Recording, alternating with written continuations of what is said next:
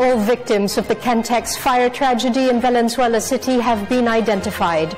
The fire at the Sandals factory some 2 months ago resulted in 74 people dead. Alvin Baltasar reports. The PNP Crime Laboratory has finished its forensic investigation in connection with the Kentex fire tragedy in Valenzuela City. This after they have already identified the 2 remaining victims of the fire tragedy 2 months ago.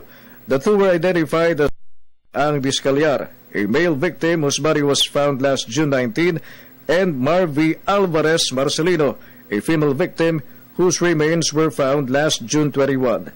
PNP Crime Lab Deputy Director of Police Senior Superintendent Emmanuel Arana said that to date, the 74 all dead victims have matched with the identities described by the respective families and claimant.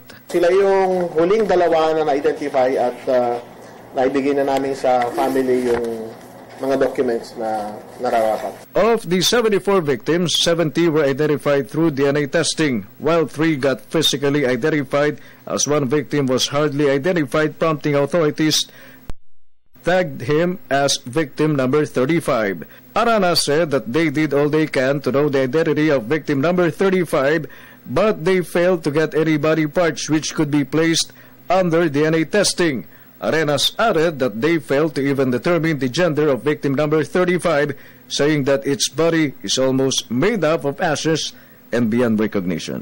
Ang nangyari ko sa kanya, kung ikukumpara natin sa isang piece of food, naging total charcoal po yung piece of food. Ganon din po yung nangyari doon. Kasi kuminsan po sa burn, kahit sinasabi nating charred ang isang body, yung pong loob ng buto, po pwede pang may tissue na viable extraction.